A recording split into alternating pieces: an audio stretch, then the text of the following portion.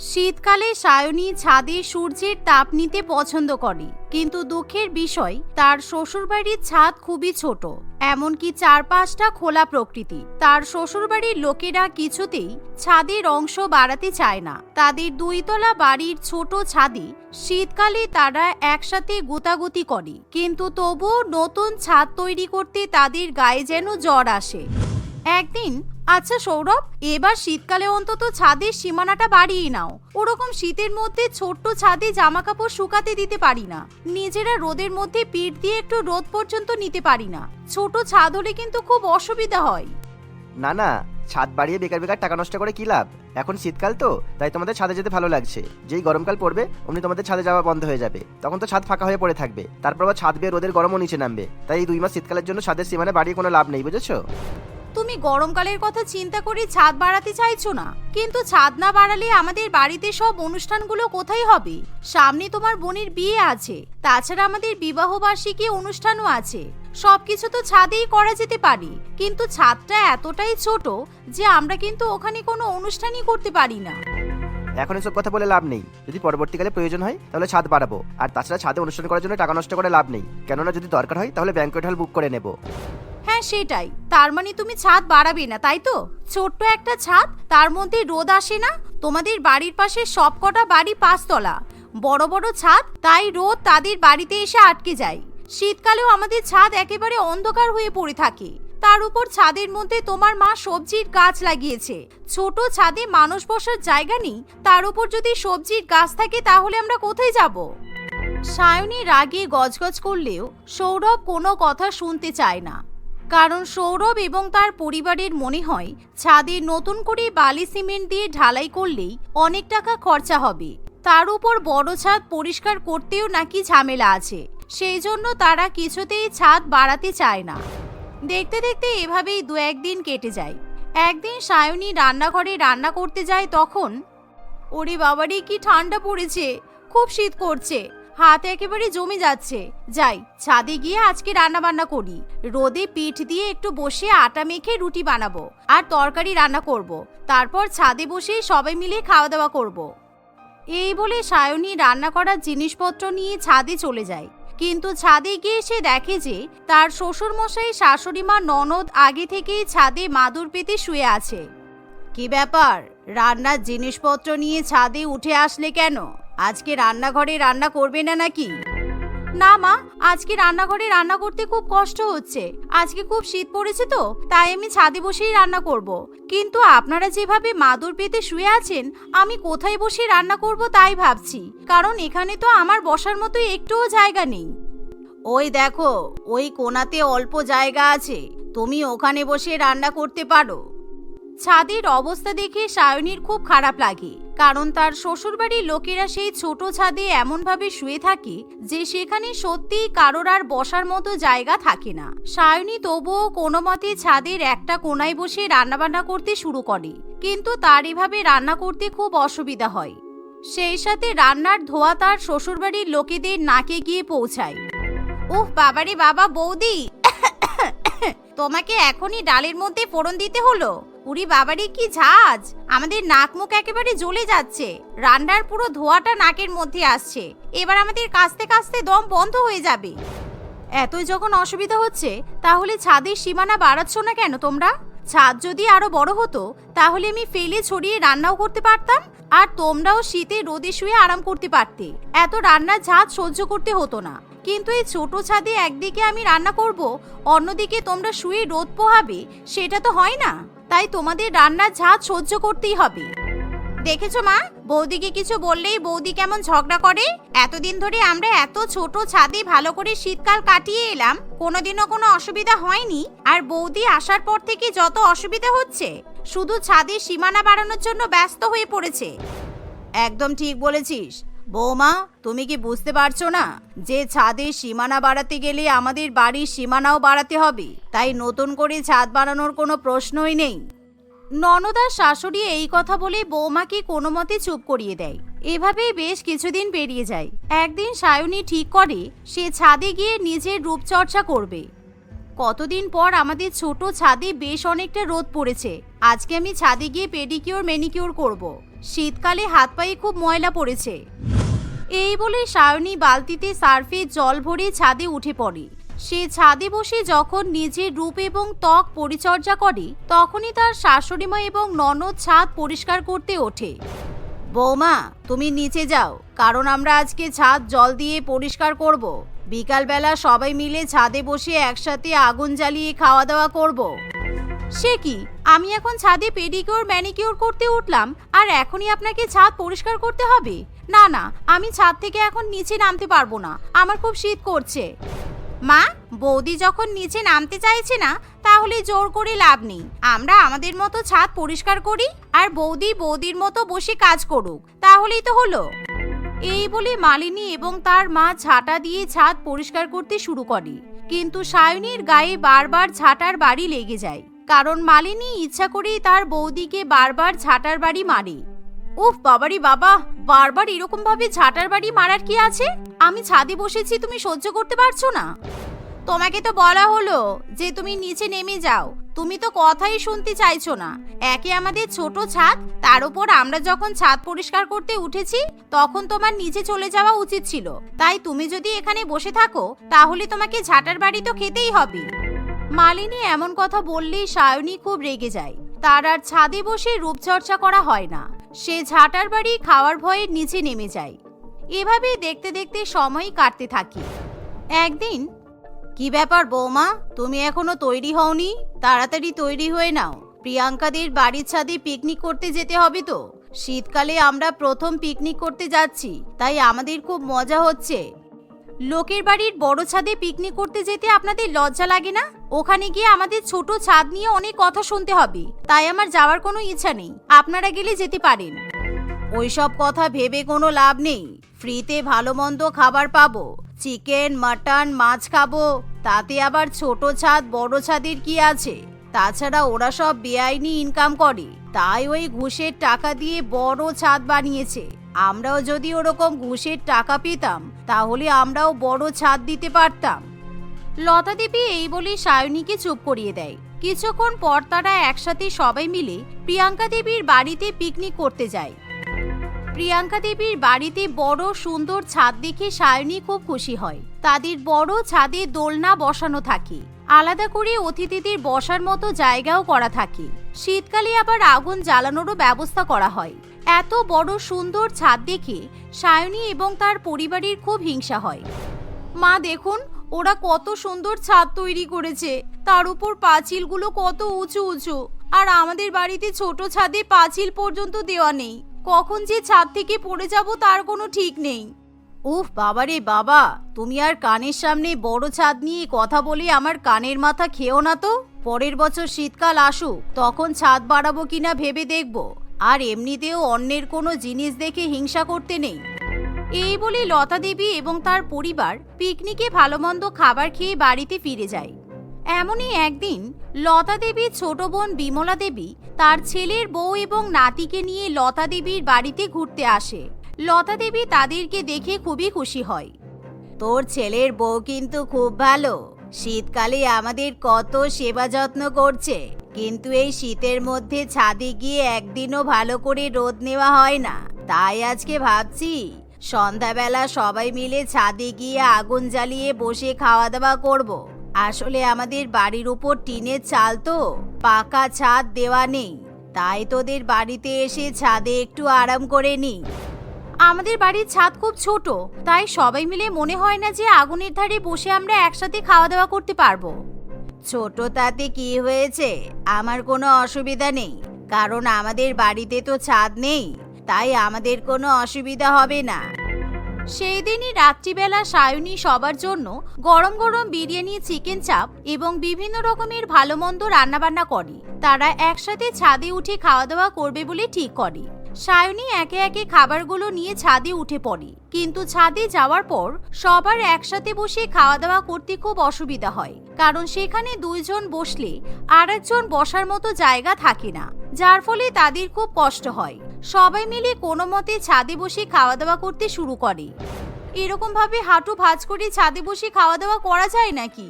শীতের মধ্যে ঠান্ডায় কনকনে হাওয়া বইছে, তার উপর কষ্ট করে বসে খেতে হচ্ছে। আপনারা নিচে চলুন, নিচে গিয়ে বসে আমরা ভালো করে খাওয়া দাওয়া করব।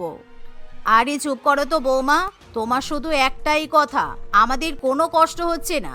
তোমার যদি এভাবে খাওয়া দাওয়া করতে কষ্ট হয় তাহলে তুমি নিচে গিয়ে খেতে পারো।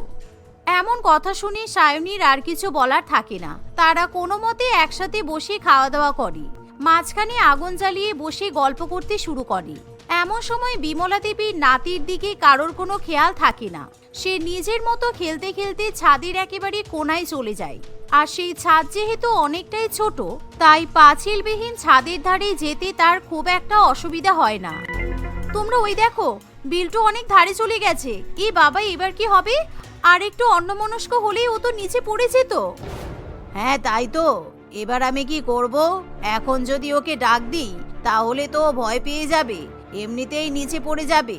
আমাদের ছাদে আসাই উচিত হয়নি। বৌমা অনেকবার বারণ করেছিল, কিন্তু আমরাই তো কোনো কথা শুনিনি। সবাই প্রচন্ড ভয় পেয়ে যায়। এমন সময় সায়নী ধীরে ধীরে বিল্টুকে কোনো মতে কোলে তুলে ছাদের ধার থেকে সরিয়ে নিয়ে আসে। এভাবে সায়নী বিল্টুর প্রাণ বাঁচিয়ে দেয়। তারা সবাই মিলে নিচে নেমে আসে। আজকে যা পরিস্থিতি হলো তাতে আমারও মনে হয় এবার আমাদের নতুন করে ছাদ বড় করা দরকার, কারণ আজকে অনেক বড় ক্ষতি হয়ে যেতে পারত। বৌমা অনেকবার বলেছে, কিন্তু আমি বেকার টাকা নষ্ট করতে প্রয়োজন মনে করিনি। কিন্তু আমাদের পরিবারের সাথে সামঞ্জস্য রেখেই বড় ছাদ করার প্রয়োজন আছে। একে আমাদের ছোট ছাদ, তার মধ্যে আবার সবজির বাগান ভর্তি। একজন বসলে আরেকজনের দাঁড়ানোর মতো জায়গা থাকে না। আপনারা যে বিষয়টা বুঝতে পেরেছেন তাতে আমি অনেক খুশি হয়েছি, বিশ্বাস করুন। পরের দিন থেকে সায়নীর শ্বশুরবাড়িতে 5 তলা ভিত করে নতুন করে বড় ছাদ দেওয়ার ব্যবস্থা করা হয়। তাই সায়নীকে আর কোনো রকম কোনো কষ্ট করতে হয় না। এভাবে সায়নী তার শ্বশুরবাড়ির পরিবারের সাথে বড় ছাদে আরাম করে দিন কাটায়। হিমাদ্রি একজন আত্মনির্ভরশীল মেয়ে ছিল। সে একটি বড় মাল্টিন্যাশনাল কোম্পানিতে চাকরি করত। সে খুবই গুণবান এবং সহজ সরল প্রকৃতির মেয়ে ছিল। সে বড়দের খুব ভালোভাবে সম্মান করতে জানতো। বাড়ির কাজকর্মের দিকেও সে সবসময় এগিয়ে থাকতো। হিমাদ্রি তার পরিবারের খুব খেয়ালও রাখতো। এক কথায় বলা যেতে পারে হিমাদ্রি সর্বগুণ সম্পন্ন একটি মেয়ে ছিল। কিন্তু কথায় আছে না, উপরওয়ালা কাউকেই পারফেক্ট বানায় না। তাই হিমাদ্রির মধ্যেও একটা কমতি ছিল। সেটা হলো তার হাইট খুবই শর্ট ছিল। তার উচ্চতা ছিল মাত্র 3 ফুট 8 ইঞ্চি। আর তাই জন্য হিমাদ্রিকে তার নাম ধরে ডাকার বদলে এক একজনে এক এক নামে ডাকতো। কেউ বা বেটে বলে ডাকতো, আবার কেউ বা নাটি বলে ডাকতো। মা, আমি অফিসে যাচ্ছি, রান্না করে রেখেছি। সময় মতো তুমি আর বাবা খেয়ে নেবে। আমি আসছি তাহলে। ঠিক আছে মা, সাবধানে যাস কিন্তু। আর অফিসে পৌঁছে একবার ফোন করে দিবি আমাকে। হিমাদ্রি অফিসের জন্য বেরিয়ে পড়ে। সে তাদের পাড়ার রাস্তা দিয়ে যখন হেঁটে হেঁটে যাচ্ছিল, তখন রাস্তার ধারে গ্রামের কয়েকটা বাচ্চা ছেলে গুলি নিয়ে খেলা করছিল। হিমাদ্রি সেটা ঠিকভাবে লক্ষ্য করেনি। তাই সে আনমনে হেঁটে হেঁটে যেতে গিয়ে তার পা লেগে গুলিগুলো এদিক ওদিক ছিটকে যায়। এই দেখে বাচ্চাগুলো হিমাদ্রির উপর প্রচুর পরিমাণে রেগে যায়। পাড়ার বড়রা কেউই হিমাদ্রিকে সম্মান করত না। সেই সঙ্গে সঙ্গে বাচ্চারাও তাকে কোনো মর্যাদা দিত না। এই চোখে দেখতে পাচ্ছিস না? অন্ধ নাকি তুই? দেখছিস তো আমরা গুলি খেলছি, আর গুলিগুলো পা দিয়ে চটকে দিলি তো। আমার তো মনে হচ্ছে চোখের কোনো প্রবলেম আছে। যা ডাক্তারের কাছে গিয়ে চোখ দেখিয়ে আয়, কানা কোথাকার। আমাকে ক্ষমা করে দাও বাচ্চারা, আসলে আমি খেয়াল করিনি। ভুল করে তোমাদের গুলির উপর আমার পা লেগে গুলিগুলো সরে গেছে। এই, আমাদেরকে বাচ্চা বলবি কেন রে তুই? আমাদেরকে দেখে তোর বাচ্চা মনে হচ্ছে? বাচ্চা তো তুই, আমি না। তোর থেকে আমাদের হাইট অনেক বেশি, তাই তুই আমাদের কাছে বাচ্চা, বুঝেছিস? এমন বলতে নেই, আমার হাইট শর্ট এটা সবাই জানে। আমি তো তোমাদের থেকে বয়সে অনেক বড়, তাই আমাকে তোমাদের সম্মান করা উচিত। এইভাবে কাউকে অসম্মান করে কারো মনে কষ্ট দিতে নেই। এই, যা তো বেশি বকিস না। আগে আমাদের থেকে হাইটে বড় হয়ে দেখা, তারপর আমরা তোকে সম্মান করব। দেখতে একেবারে ছোট্ট পুচকি বাচ্চার মতো, আবার আমাদেরকে জ্ঞান দিতে এসেছে। এভাবেই পাড়ার বাচ্চাগুলো হিমাদ্রিকে খুবই অপমান করে। হিমাদ্রি মনে মনে খুবই কষ্ট পায় এবং সে আবার অফিসের পথে রওনা দেয়। কিছুক্ষণের মধ্যেই সে অফিসে পৌঁছে যায় এবং মন দিয়ে কাজ করতে থাকে। অফিসে তার কলিগরা কখনোই তার সঙ্গে ভালো ব্যবহার করত না। তার কলিগগুলো সবসময় কোনো না কোনো অজুহাতে তাকে নিয়ে মজা করার চেষ্টা করত। তার কলিগগুলোর মধ্যে বাবাই নামে একটি ছেলে হিমাদ্রির পাশের টেবিলে বসে কাজ করছিল। সে তার এক সহকর্মী রিঙ্কিকে বলে, এই রিঙ্কি, কাজ করতে করতে বোরিং লাগছে, চল না একটু মজা করা যাক। কেন, কিসের মজা? কি করবে তুমি? কি আবার, যেটা রোজ করি, হিমাদ্রিকে নিয়ে মজা করব। তুই শুধু দেখবি আমি কি করি, হাসার জন্য রেডি হয়ে থাক তোরা। কিরে হিমাদ্রি, কি করছিস? এই তো বাবাই দাদা, কাজ করছিলাম। কেন, কিছু বলবে নাকি? তোমার কি কোনো হেল্প লাগবে? ও আচ্ছা আচ্ছা, তাই তো, কাজ করছিস? না না, তেমন কিছু না, এমনি। আর বাকি সব খবর ভালো তো? বিয়ের জন্য ছেলে পেলি? সরি, কোয়েশ্চেনটা ভুল হয়ে গেল আমার। মানে কোনো ছেলে তোকে পছন্দ করলো? এইভাবে কথা বলতে বলতে বাবাই ইচ্ছা করে তার হাতের পেনটা টেবিলের নিচে ফেলে দেয়। এই যা, পেনটা পড়ে গেল। কোথায় গেল পেনটা? ওই যে টেবিলের নিচে। এই হিমাদ্রি, একটু হেল্প কর না প্লিজ। আসলে আমি লম্বা মানুষ তো, টেবিলের নিচে ঢুকতে খুব অসুবিধা হবে। এখানে তো সবাই লম্বা, শুধু তোকে ছেড়ে, তাই তোকেই বললাম, প্লিজ একটু হেল্প কর। হ্যাঁ হিমাদ্রি, তোমার হাইট তো এইটুকু, একদম এইটুকু, টেবিলের থেকেও কম। তাই তুমি টেবিলের নিচে থেকে খুব সহজে পেনটা বের করতে পারবে। এভাবেই সবাই মিলে হিমাদ্রিকে অপমান করে। তাকে নিয়ে সবাই হো হো করে হাসি ঠাট্টা করতে থাকে। হিমাদ্রির চোখে জল চলে আসে। এই ছিল হিমাদ্রির জীবনের কাহিনী। সে তার বাড়ি ছাড়া অন্য যে কোনো জায়গায় গেলে তাকে নিয়ে সবাই মজা করত। হিমাদ্রি এসব নিয়ে বিরক্ত হয়ে উঠেছিল। সে মন খারাপ করে বাড়ি ফিরে আসে। কি হয়েছে রে মা, তোর মনটা খারাপ মনে হচ্ছে কেন? কেউ কিছু বললো নাকি তোকে আবার? এ বাবা, তুই কাঁদছিস কেন? মা, আমি আর পারছি না এসব সহ্য করতে।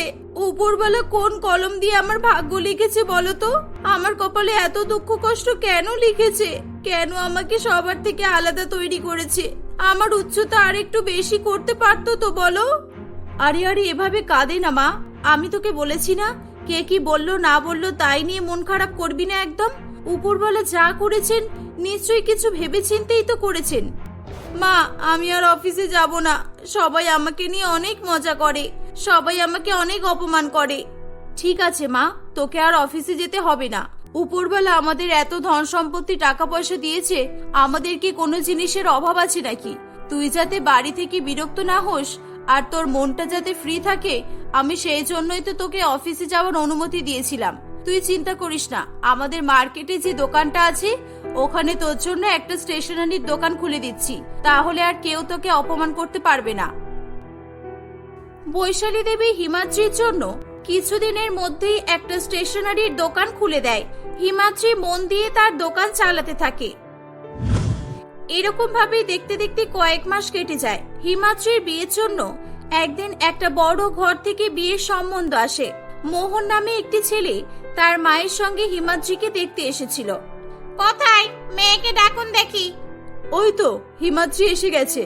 হিমাদ্রি সবার জন্য হাতে করে চা এবং জলখাবার নিয়ে আসে। তাকে দেখে ছেলেপক্ষ চমকে ওঠে। এ কি, আপনাদের মেয়ের উচ্চতা এত কম? কি অবস্থা! আপনারা জানেন আমার ছেলে একটা বড় সরকারি হসপিটালের সার্জন। এর কাছে নিজের জন্য বিন্দুমাত্র সময় থাকে না। আমি অনেক বুঝিয়ে একে এখানে নিয়ে এলাম এরকম একটা বেটে মেয়েকে দেখানোর জন্য। আপনারা তো আমাদের সময় নষ্ট করে দিলেন। আগে থেকেই বলে দিতে পারতেন যে আপনার মেয়ে বেটে। দেখুন, আপনি একটু আস্তে কথা বলুন। আপনি এভাবে আমার বাবা মাকে আমার জন্য অপমান করতে পারেন না। না হিমাদ্রি, তুই চুপ কর। এরকম একটা পরিবারে আমি তোর বিয়ে দেব না। আপনাদের কাছে সবার আগে আমার মেয়ের কমতিটাই চোখে পড়েছে, কিন্তু আমাদের মেয়ের মধ্যে আমাদের কোনো কমতি মনে হয় না, তাই আপনাদের কিছু জানাইনি। আপনারা এসে আমার মেয়ের নাম পর্যন্ত জিজ্ঞাসা করলেন না। আমার মেয়ে কি করে, ওর শিক্ষাগত যোগ্যতা কতটা, ওর গুণগত যোগ্যতা আছে কিনা, ওর চাকরিগত কোনো যোগ্যতা আছে কিনা কিছু জেনেছেন? কোনো কিছু না জেনে শুধুমাত্র উচ্চতা দেখেই আপনারা আমার মেয়েকে রিজেক্ট করে দিলেন। কি করবা আপনি বলুন? আমাদের কি করা উচিত ছিল? হাজার রকমের যোগ্যতা থাকুক না কেন, এরকম একটা বেটে মেয়ের সঙ্গে আমার লম্বা চওড়া ছেলে কি কখনো মানাবে বলেন তো? এখন যদি আপনার ছেলের জন্য আপনি মেয়ে দেখতে যেতেন তাহলে কি এমন একটা বেটে মেয়ের সঙ্গে নিজের ছেলের বিয়ে দিতেন? এমন একটা মেয়েকে নিজের বাড়ির বৌমা করে আনতে পারতেন? কি হলো বলুন? চুপ করুন আপনারা, অনেক বলেছেন, আর নয়। আপনাদের মানসিকতা খুবই ছোট। আপনি জানেন আমি এই বাড়ির মেয়ে নই, আমি এই বাড়ির বৌমা। আর এনারা আমার মা বাবা নয়, আমার শাশুড়ি মা আর শ্বশুর মশাই। ছাড় মা, এদেরকে এসব বলে কোনো লাভ নেই। এদের বোঝার মতো ক্ষমতা উপরওয়ালা দেয়নি। না মা, আমাকে বলতে দাও। এনাদের মন কতটা উদার আপনারা ধারণা করতেও পারবেন না। আমার বর আপনার ছেলের থেকেও বেশ লম্বা ছিল, তবুও এনারা আমার গুণ দেখে আমাকে এই বাড়ির বৌমা করে এনেছিল। কিন্তু দুর্ভাগ্যবশত মাত্র 2 মাস পরেই আমার স্বামী মারা যায়। এনারা চাইলে আমাকে বাড়ি থেকে বের করে দিতে পারতেন, তা না করে এনারা আমাকে মেয়ের মতো করে ভালোবেসেছেন।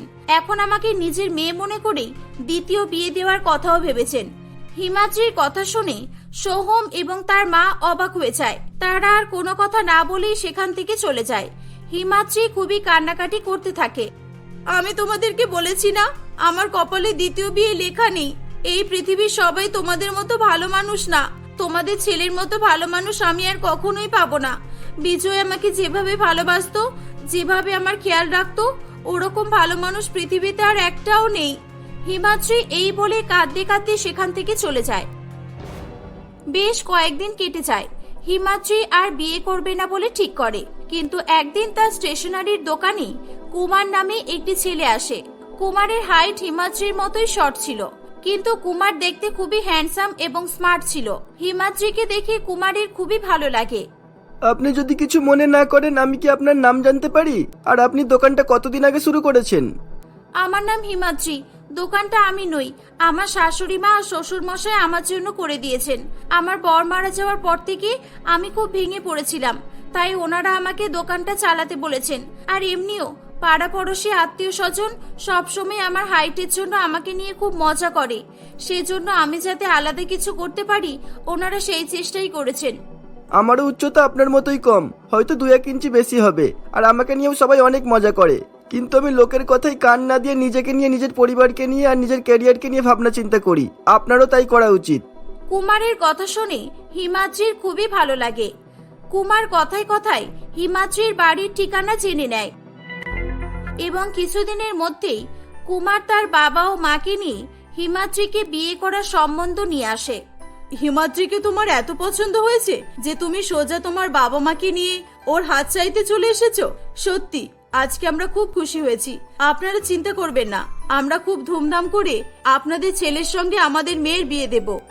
হিমাদ্রি এবং তার পরিবার খুবই খুশি হয়। হিমাদ্রিও কুমারকে পছন্দ করে ফেলেছিল। সে লজ্জায় মাথা নিচু করে দাঁড়িয়েছিল। দেখেছিস মা, তুই বলছিলি না পৃথিবীতে ভালো মানুষ নেই, কিন্তু উপরওয়ালা কুমারকে তোর জন্য পাঠিয়েছে। তুই দেখবি উপরওয়ালা তোদের দুজনকে খুব সুখে রাখবে। আমাদের বিশ্বাস ছিল তোর জন্য একদিন একটা ভালো পরিবার থেকে সম্বন্ধ আসবেই। উপরওয়ালা যা করেন ভালোর জন্যই করেন। হিমাদ্রি ও কুমারের পরের মাসে বিয়ে ঠিক করে দেওয়া হয়। দেখতে দেখতে তাদের বিয়ের দিন চলে আসে। খুবই ধুমধাম করে তাদের দুজনের বিয়ে সম্পন্ন হয়। বিয়ের পর তারা দুজনেই একে অপরের সুখ দুঃখের সঙ্গী হয়ে হাসি খুশি জীবন কাটাতে থাকে।